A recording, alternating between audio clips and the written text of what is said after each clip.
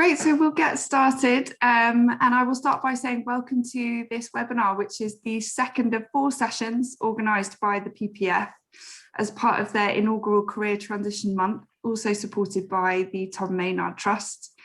My name is Caroline Humpherson. I am a Senior Development Manager with the Rugby Players Association, and I'm hosting this week's session where the focus is on finance.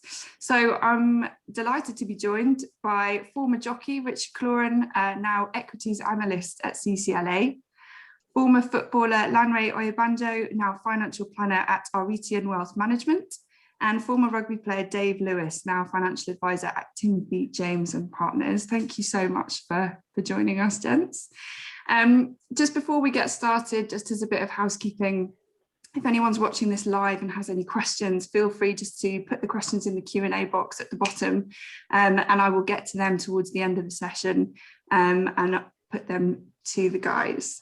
So I mentioned your job titles just in the introduction there, but I think it would be really helpful to get a bit more insight into what those job titles mean and a bit more explanation as to how that works. So Richard, I'll come to you first. If you're able to tell us just a little bit more about your role and what a normal day, if there is one, looks like for you, that would be great.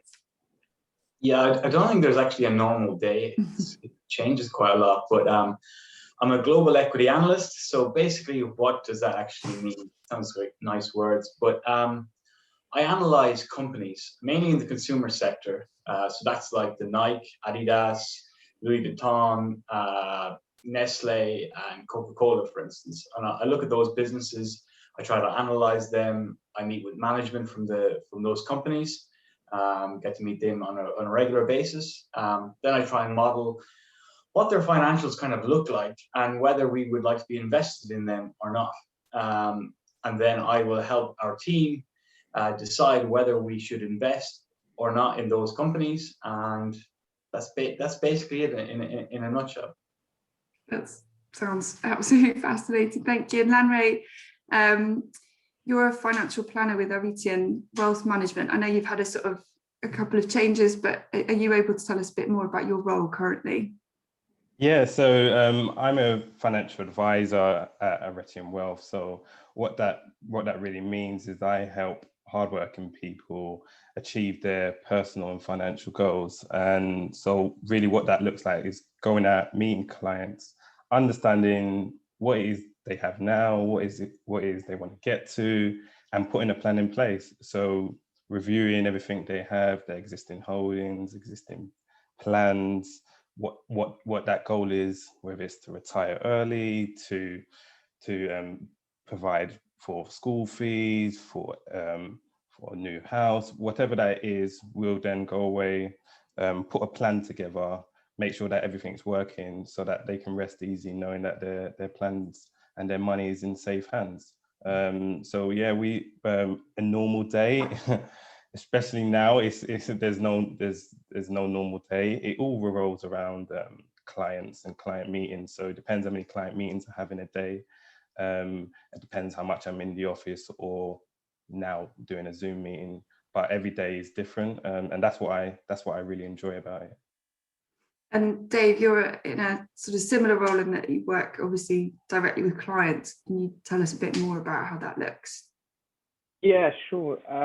So basically, similar to Lanre, my role is basically to work with individuals, and we predominantly work with sort of clients in the media, entertainment and sports sectors, and basically trying to help them achieve their desired lifestyle without the fear of running out of money. So what that looks like is similar to Lanre is we sort of sit down with clients and we have a chat about where they are currently, both personally and financially. And then we basically map out a plan and actions to go with that plan to get them from where they are now to where they want to be in the future. And yeah, like the day consists, I mean, no day is the same. This week's been quite nice in terms of we've had quite a lot of client meetings, which is obviously always enjoyable having conversations with them. But then there's sort of the administration side of it, and obviously the actual building of the financial plans in the background, which can be quite time consuming, but it's a side of it that I quite enjoy. But there's also, you know, plans only work with probably recommendations in the end, and you have to recommend either it's an investment or a bit of insurance or something along those lines. And then just keeping in touch with clients. Like something that I've found is like as soon as you've written a plan, it probably goes wrong because the client circumstances change, and you have to sort of be agile and sort of keep in touch with them to make sure basically you're keeping them on track. So all really interesting roles, but obviously quite different from a sports background. How did you decide that that was what you wanted to get into? Did you know that was specifically the area that you wanted to move into once you finished being jockey, or how did that come about? Yeah, that's a tricky question. I was always interested in financial markets. I kind of fell into a job that was more in sales. And then I was quite lucky to progress into the job that I have now, where I'm actually analyzing businesses, which I think has always been an interest, just how the world changes and how businesses are actually going to adapt, and who are the winners and losers within that, and then actually being able to, I suppose, not bet on them, but to, take a position on what you think is going to happen. And I always thought that was quite fascinating. So I always kind of had an interest, didn't really know how I would get into it. And it was a long kind of journey to actually end up where I've ended up. It's been enjoyable. And Lanre, is that the same for you? You obviously retired back in 2017, I think. Did you know what you wanted to do straight away, or was that a bit of a journey? No, I didn't know exactly what I wanted to do. Like Richard, I knew I always had an interest in the financial markets. And whilst I was still playing back in 2010 to 2013, I decided to do a degree in mathematics and finance. So that helped pique my interest. But it wasn't until really I had knee surgeries that I really started to think, okay, what am I going to get into? I want to be in this finance world, but what within that, there's so many roles. I didn't know the difference between my role and an investment analyst, loads of different roles, which you don't know until you're really in there. And once I got in there, I got into Sanlam, the first company I joined. Then I started to understand and really see, okay, this is how I would fit in, and this role fits my personality, and this is what I enjoy. So I would say to any sports people, you're not going to know exactly what it is you want to go to, but it's trying to just start something, and is a start, and you'll land on your feet, and yeah, it's fine. Would you agree with that, Dave? Like, did you know exactly the role that you wanted to get into, or was it something that sort of evolved once you started? I mean, yes, I did. I knew I wanted to be a financial planner from like an early age than some people, but at the same time, it took a fair few conversations with Frappy from the RPA around, because I had no idea. It was our conversation starter thing is, what do you enjoy doing? And it was, well, I really enjoy coaching, but I don't enjoy coaching large groups. I prefer working with an individual or a small group, and I like helping them. And I've been reading loads about personal finance because basically I started getting paid a bit more money and didn't know what to do with it, and made some mistakes in terms of like spending it on silly stuff and all that sort of stuff, and wanted to get better basically. So that's why I was reading it. So I literally came to Josh with that, and he was like, okay, it sounds like you maybe might want to look at finance. And I got introduced to some great people, and basically having chats with them, they said, from what you're saying, have a look at financial planning. And then it went from there really. And just to sort of elaborate on Lanre's point as well, regarding like getting into the industry and then almost working out what it is you want to do. I think as players, we kind of put a lot of pressure on nailing it, like the transition piece from the off, and that's probably like unrealistic. And I think also it's your first job outside of sport doesn't define the rest of like your 30-year working career or 20-year working career. And I think just take the pressure off and get in something that you hopefully enjoy. But if you don't, you can always pivot and go to something else with a bit more experience than you had before. And yeah, I mean, it's because I think, I don't know if you'll all agree, but there does feel like maybe a pressure to sort of identify the job that you want to get into post sport, because obviously you're doing something that you really enjoy. Whereas once you start a job, then that does help you kind of develop your understanding of the industry and how you fit into it. So what sort of were the catalysts to get you thinking that is something? I know, Dave, you talked about speaking to Josh, your development manager at the RPA, but what were the kind of catalysts to make you think this is actually the career path I'm going to pursue? Dave, I'll start with you. Just develop. So yeah, just to go on from that, I didn't know whether it was something that I wanted to do, but obviously just having conversations with a few people, I think from Bryn Dolphin and from some IFAs, it sounded good. They offered to pay for my exams, so I thought, I may as well give it a crack to start with. And I just really enjoyed it. And I think the combination of, for me, it's I do like investments, but I'm more like the working with individuals and people side of it. That's what I really enjoy.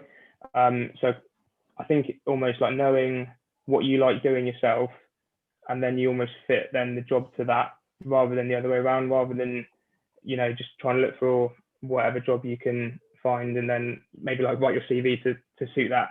I think that's what happened to me really, is I knew that I like personal finance and I knew that I like to help people. So someone just said try personal financial planning. I tried it, really liked it, and that was it. And Richard, was that similar for you? Obviously you've been retired as a jockey for 8 years, so you're kind of well established in your financial career. Was it an easy decision for you to decide that pathway that you wanted to pursue, or how did it pan out for you? I didn't make a decision, it just kind of happened. I don't know how it happened. I didn't even plan to retire. I didn't even know I was retired until I was retired. In racing and jump racing particularly, the summer's quite quiet, and so I thought I used Jets who help.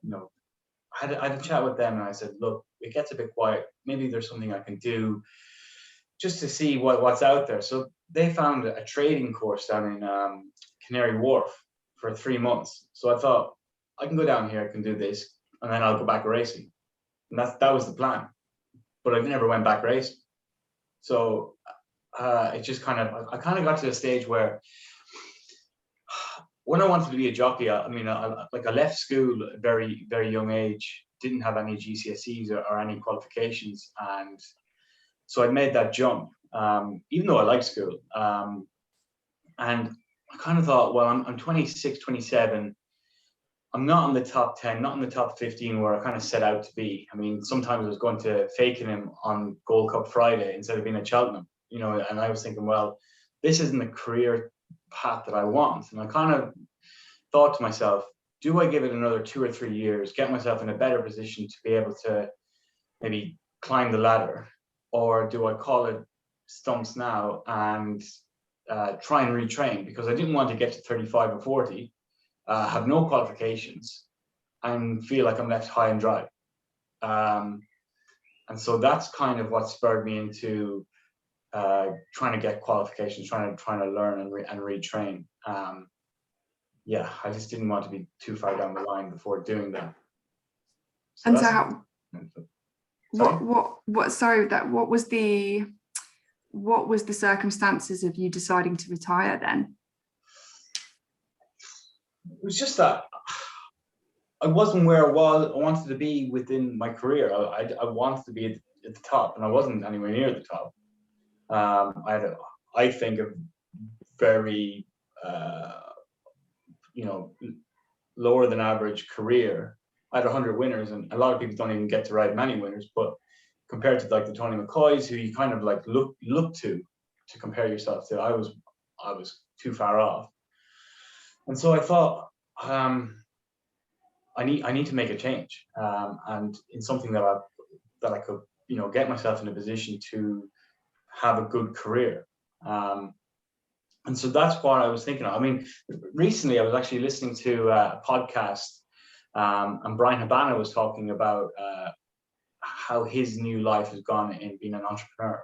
And he talked about the last 16 years of a CV for rugby is great, but when you go into the business world, it doesn't mean anything, and you need to upskill yourself because the other people that you're in against have 15 years ahead of you. And so you really need to do something about that, which I just think, you know, it's massive what he's saying, and it's completely true. I mean, nobody in my office cares, or you know, that I rode horses. Nobody actually talks about it. So while I think being a jockey, you bring a lot of strengths to this role. You do need to upskill to be, you know, the technical area. That's what you really need to work on. Mm-hmm. I'm probably going into other questions you're going to talk about, but not at all. Was that something that you focused on then whilst you were still riding, that you wanted to kind of advance those technical skills? I didn't really do anything when I was riding. I was just kind of focused on that. But then when I kind of got offered a job within financial services, I got qualifications at the bare minimum that I needed, but I didn't think it was good enough.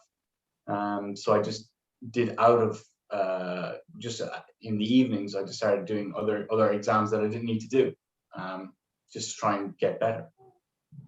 Do you think your mindset from being a jockey has helped you now in obviously equity analysis? Because I mean, it's not usual for people to sort of go and do a 9-to-5 job or whatever it is, and then go and work in the evenings.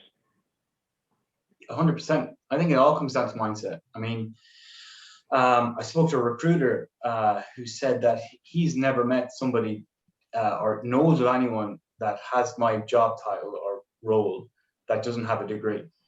And I passed a Chartered Financial Analyst exam, which I don't believe too much in exams. I think they're just there to be done. And I don't think it's a marker of intelligence. I think I just put so much effort into it. I mean, a friend of mine who's got a master's in finance, another colleague who failed the exam 3 times. I don't think they're cleverer than I'm cleverer than them. It's just that I had the mindset to just hammer home studying in my own time to pass those exams, and I did it, and I was in the top 10% globally in the last 2 exams, which I don't think is anything to do with intelligence. It's just about goal setting and just being putting your mind to it. Yeah. And do you think that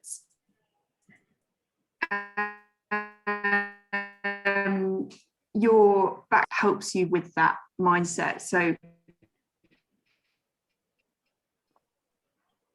touching on the transferable skills into a business career, Dave, would you say that there are some transferable skills that have helped you in your current role that you've developed through being a rugby player? Yeah, I mean, definitely. I think if we take it as a given that most sports people will be pretty relentless with their work ethic, as Rich has just talked about, because that's how they got to where they got to in whatever sport they choose to do. But things that I've found useful is, I think, just confidence in talking to new people.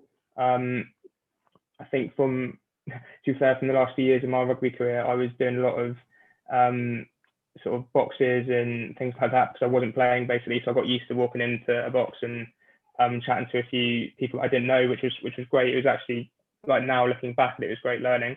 And then obviously working within a team. I think when you work within a team, it's you understand that obviously you've got a role to perform to the best of your ability, but there's also other team members that can do other roles just as well as you, or if not better, and it's important to use everyone.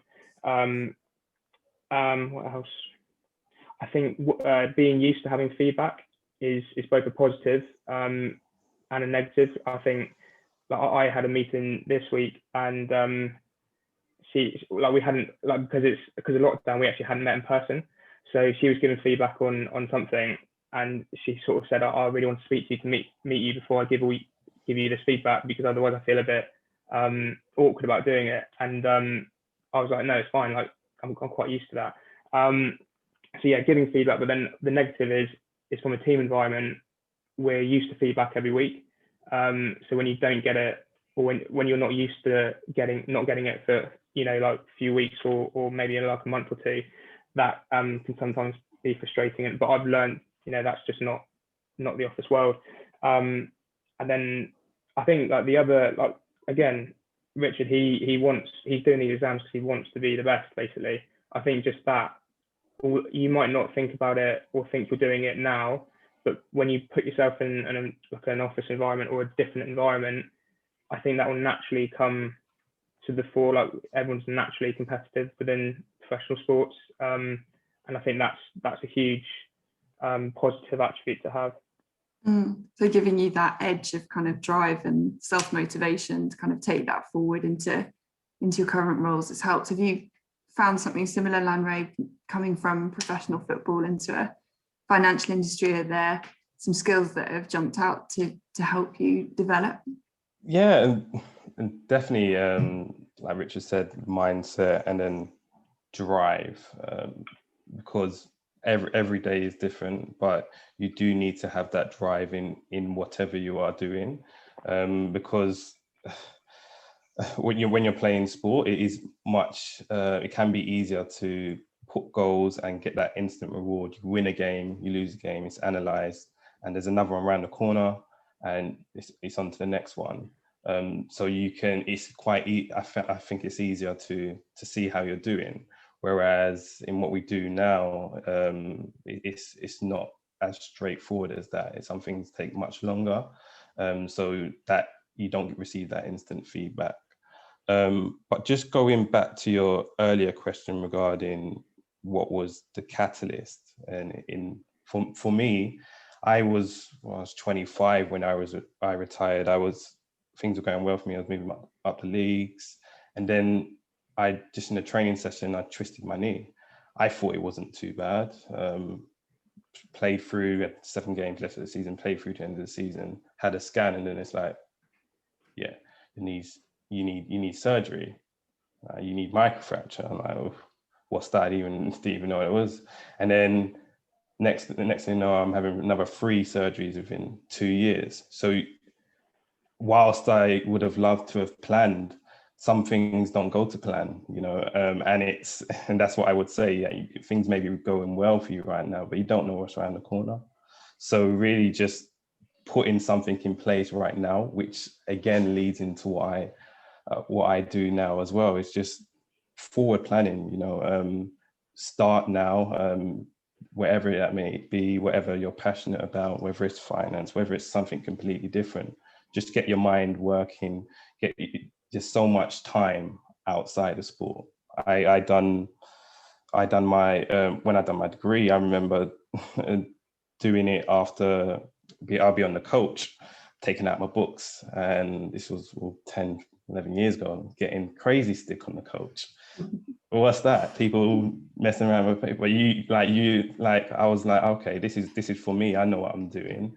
Sacrifices. I remember playoff final, we won. I had to go straight the next morning that night I went straight to the library, done a all-nighter. I had an exam next morning, missed the open top parade, but that was a sacrifice I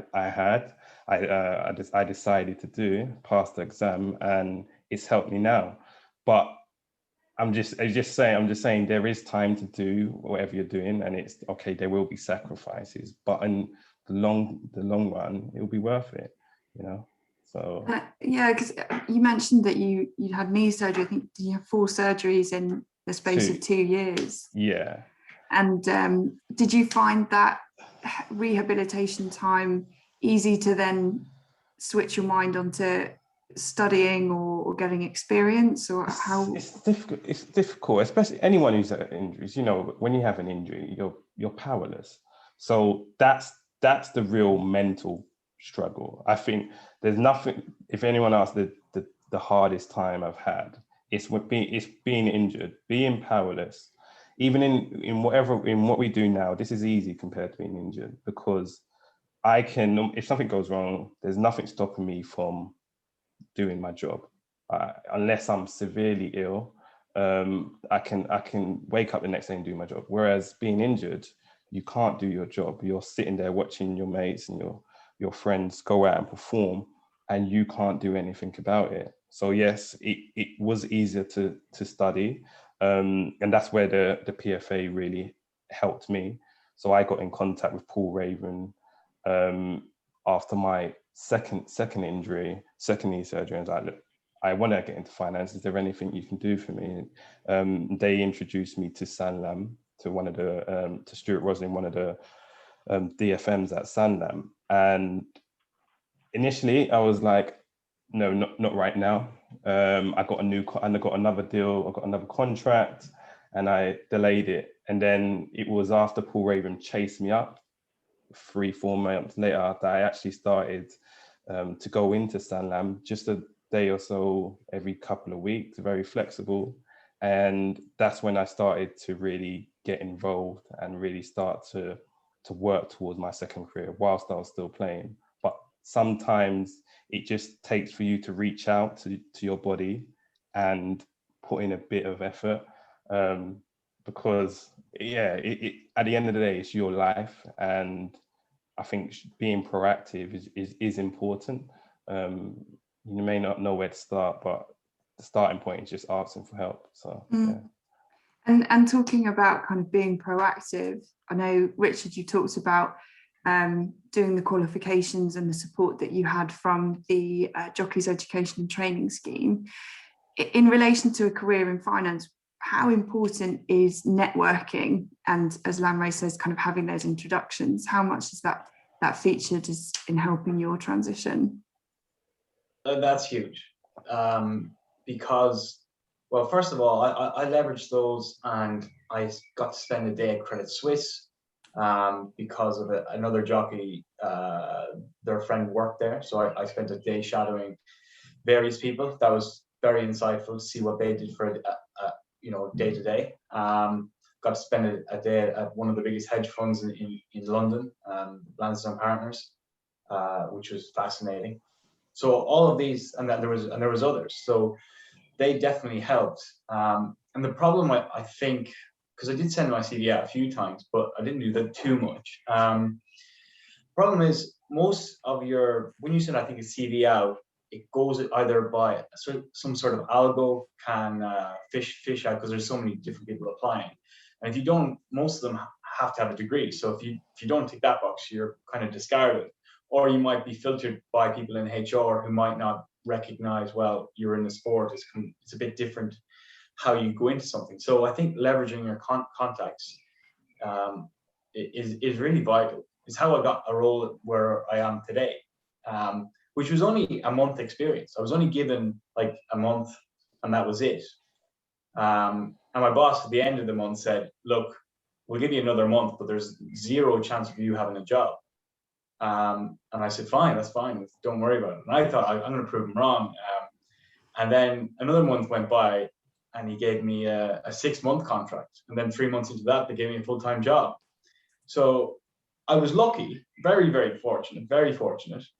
But you kind of make your own luck. And, I'm not there to make the tea. You have to bring something. I mean, we use Bloomberg terminals, to do our work.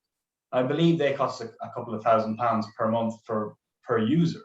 So although we invest for charities, the company is not a charity for me. And so you have to bring something to the table. So they saw something in me, gave me, I was very, very lucky. But sometimes you make your own luck. Yeah, absolutely. And Dave, I know you worked really hard whilst you were still playing, but was that contact and network database really important in terms of progressing your career as well and finding a future role? Yeah, it was. I mean, you the RPA and Josh and yourself were great, and also you encouraged me to reach out on social media. I think financial planning is quite an inclusive profession, so reaching out on there can be quite useful. Plenty of people be quite happy to sit with you and have a conversation about what the role's like and maybe how to start in the industry. And you just never know where that conversation is going to go. I think I reached out to one person on Twitter.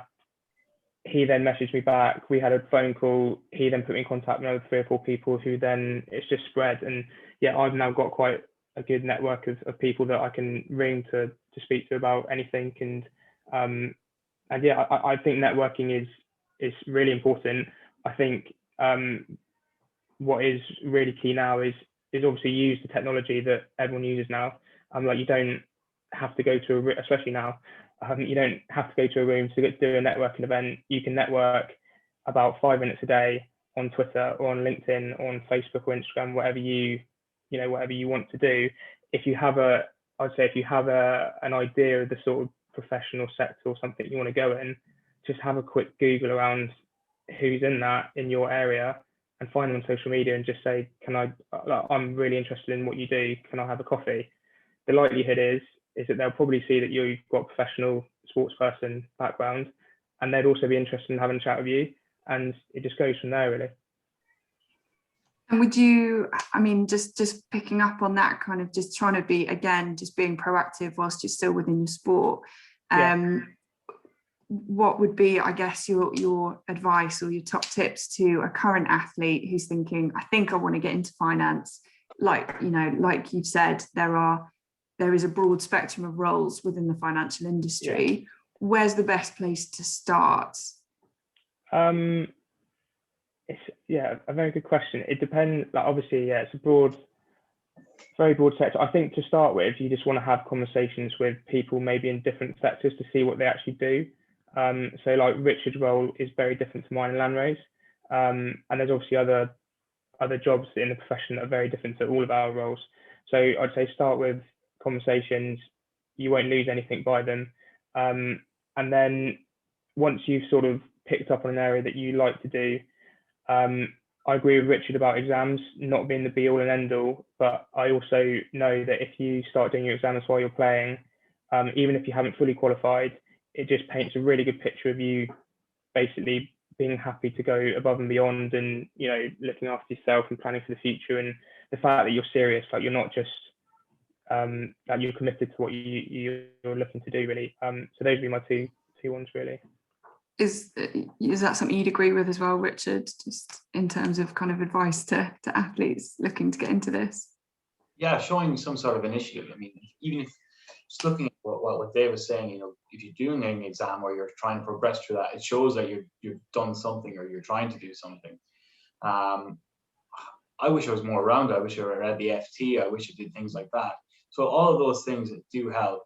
I suppose also trying to, if you reach out to, if I reach out to Jets or other player associations that can maybe put you in contact with other ex-sports people, that can also help them. And people, anytime as Dave was saying, asking for help or asking for coffee, people rarely say no. And I think it's such a good thing. And then it just leads to other things. And you have to kind of, get out there and make it happen. It's not just going to come to you. So, yeah. Yeah. You agree with that, Lanre? Yeah, I'd fully agree. Use your network. Reach out to your player association for sure. It worked well with me at Sanlam and the PFA in that I was able to go in once every couple of months, very flexible. So I remember sometimes I'd say, yeah, I'm coming on a Wednesday, but then manager says, nope, we're training, and I'm having to cancel last minute. So the flexibility really helped. But once I was going in with, for those insight days, I was sitting with different departments. So I'd have a coffee with an analyst, with traders, with financial planners, with compliance, because they're all different roles. And you like to say, until you're in there, you don't really know the difference between them. And like when I've been at Sanlam, we've had other ex-professionals come in, and like being able to speak to them and tell them what it's like on a day-to-day and the negatives and the things that the challenges that you face, because a lot of the time when you read up on it, you don't get those answers. You get all the highlights and everything's great, but sometimes you want to know really, okay, what is it really like and what's it, someone like me, another ex-professional trying to make that jump, what is that like? So yeah, just reaching out, asking for a coffee, like Rich said, hardly anyone's going to turn you down, and they understand where you're coming from, so yeah, just reach out. And just touching on that in terms of challenges, what have you found, if any, have been the challenges? None. It's great. Love it. But have there been any that have stuck out? I know we talked, the leap from a sporting environment, particularly team sport, into an office environment can be really stark. Have you found any particular challenges in making that transition at all? There's always challenges in whatever you do, and you've got to understand that's just how the world's going to be. It's something completely new to you. The challenges I found, probably first off, like losing that identity of being a footballer. And so first thing any of your mates or most people know, they want to know, how's football going, or how's your sport going? Straight away, it's a reminder to your past. So being first of all to adjust and say, okay, that period of my life is now over. I am now a financial advisor. It's something completely different. So just adjusting first. The office environment. First time I walked into an office was Sanlam on my first day. That's the first time I went into an office environment. I didn't know what to expect, what to wear, everything. And it's those things. You're like, you can play in front of thousands of fans or not be nervous, but you walk inside that office on the first day, I was nervous. But it's just new. But it was also very exciting. So yeah, and then challenges also. It's a different environment for me. I came from inner city London. I'm a young Black boy, not going into the finance world where there's not many people of other Black people there. It's an older environment as well, generally financial planners. So having to break that mold is something that you've got to understand is there. But this is what you make of it. There's that opportunity there, and there's always going to be challenges, but that's just something you look to overcome. Well, and I can imagine that, as you say, kind of experiencing that level of injury that you did whilst you were still playing as well, you build up a certain amount of resilience. And that definitely helped, for sure. Yeah. So there are some questions coming in that I just want to put to you. Richard, I'll start with you with this one. Obviously, you've been in the industry for about 8 years. Do you think it is an industry where you can move up the ranks fairly quickly? Yes, no. I think it's an interesting question, because a lot of the time when salary or your job is determined sometimes by experience, and so people just look at the number and they think that's experience. But as we know in sport, where somebody could be really good at whatever age, they might take over from somebody who's been in that role for quite a number of years. So experience means something, but then also if you're able to show them what you can do and are able to learn quickly, I don't see a reason why it should be a hindrance against you. But there is people that do just think experience is a number and that's the be all and end all, but I wouldn't agree with it. And Dave, obviously you're sort of a year into it. Have you found that the progression opportunities are there, or does it feel as though this is a link to another question that's come in, but do you feel as though you have to start at a low level in order to build your way up, or is it possible to kind of come in at a slightly higher level? It's definitely possible to come in at a higher level, but if you sort of change perspective and think about it from the employer's point of view, if you're coming in with little experience in the finance sector, you're kind of a bigger risk than someone with more experience. So what I would say is, yes, you can come in at a higher level than the bottom, but it's probably a really good idea to do some work experience, to do some exams, so that you can say to them, you know, I've got some experience, I've got my exams, you know, and I think I should be coming in at this level. If you haven't done a lot and then expect to go in at a higher level than the bottom, it's difficult. Like, if you think about it from the other side, it's difficult for them to justify. Obviously, at the same time, it depends the type of role. Like, for example, if you go into like a business development type role for a financial firm, yes, you need to know, you know, the sorts of products that firm that firm has, but you probably need to be less technical, and you just need to be really, really good at people, like going into a room and chatting to them, having loads of connections, which loads of sports people can do without even thinking about it. And I've got a very good mate that's just gone into a business development role. So yeah, I think it depends on what sort of area you're going into. And yeah, hopefully that's answered the question. I'm not sure if I've waffled a bit there. No, that's great. And then final question that's come through. Do you think there's a sector within finance that lends itself more to professional sports people? Lanre, could you have any thoughts on that? I think it depends on you and your personality, to be honest. It depends what you enjoy. Remember, sport, we probably played 10, 15, 20 years of your life professionally. Whereas this career or this next career, you may be doing it for 30, 40, 50. So you want to be in a career that you enjoy and you love and you're passionate about. Otherwise, why are you doing it? So it depends on your character, and some analytical people prefer certain roles, other people prefer different roles. So it all depends on you. Financial planning for me, when I initially got into finance, I was a portfolio manager's assistant, so more in the investment side. But then after a year, I worked out, really, I want to be on the financial planning side, because I wanted to be out there with clients more on a day-to-day basis, more on the planning side, the overall goal.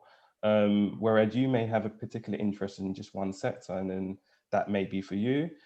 So I come back to the original question. I think it really depends on you and your character, and then how easy it is to progress through the ranks in that sector. So it's difficult. Yeah, it's difficult to pinpoint. I've had a chat with. Sorry. Oh yeah, you're back. Oh no, I think we've lost Dave. He's frozen. I will. Well, it's probably a good time. I think we have a few more questions, but I'm conscious of everyone's time, so we'll bring the session to a close there. But it's really interesting and insightful just to hear your experiences of moving into the financial industry, and really appreciate your time in coming into this webinar for the PPF. So thank you, Lanre, Richard, Dave, so much for your time this week. It's really appreciated.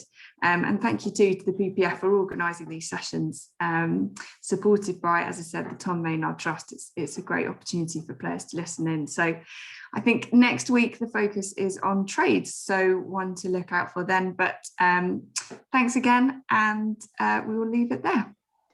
Cheers, thank you. Thanks, guys. Cheers. Cheers.